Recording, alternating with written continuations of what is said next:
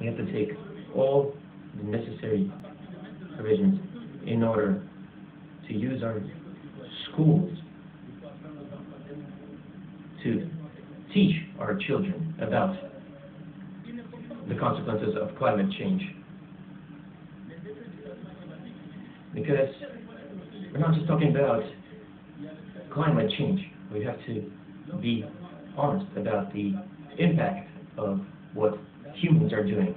Human beings participate in the degradation of climate.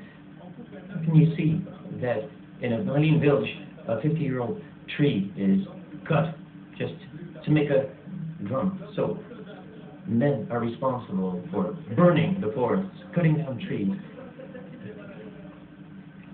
Men are doing many things that have a negative impact.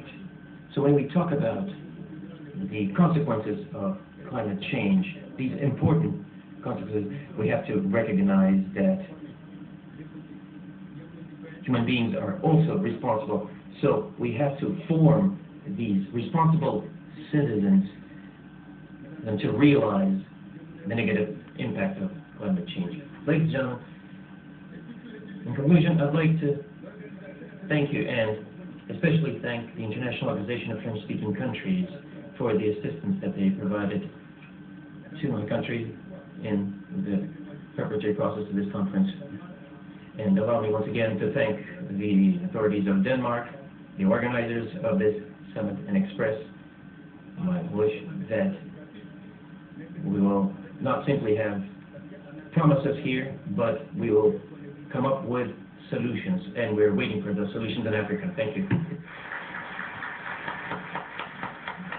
I would like, on behalf of the conference, to thank President Amadou Toumani Touré of Mali for his statement.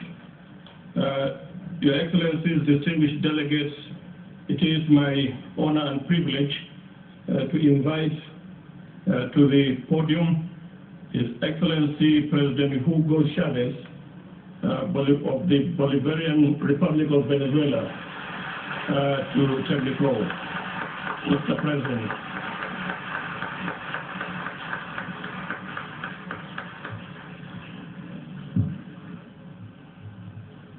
Señor Presidente. Mr. President,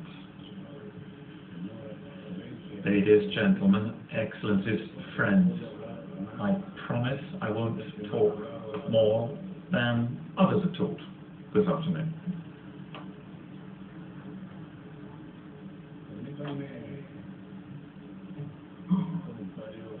Allow me to make a comment, an initial comment, which I think should have been under the previous item raised by the delegations of Brazil, China, India, Bolivia. We were asking for the floor over there, but we didn't actually get to speak. The representative of Bolivia said, and of course I welcome President Evo Morales over there, the President of the Republic of Bolivia. The representative at that time said, and I took note, the text presented is not democratic or inclusive. And I was going to add, in fact, we were just sitting down, we heard the chair of the previous session, the minister, say that a document was coming, but we wanted to ask about the document. Well, I don't think anybody knows anything about the document. Top secret.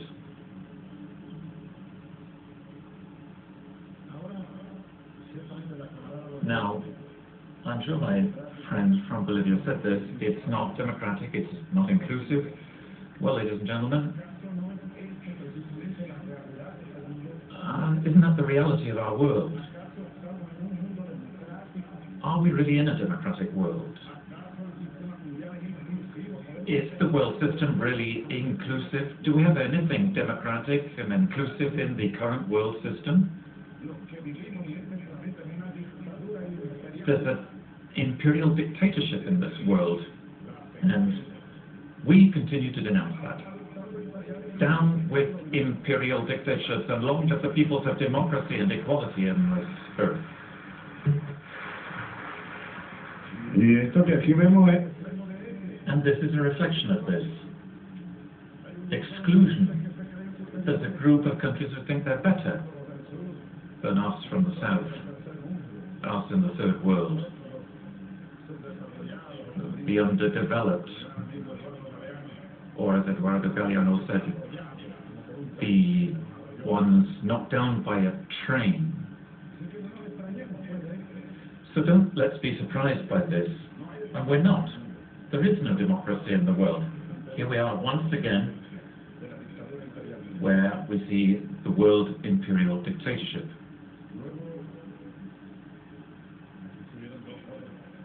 Two young people came up here, and fortunately the guards were very nice to them. They pushed them a little, but not much. But there are lots of people outside. Of course, they can't fit in here. Some people I read about them were arrested, and there were a lot of protests in Copenhagen streets. I think we need to say hello to all those people out there. Most of them young.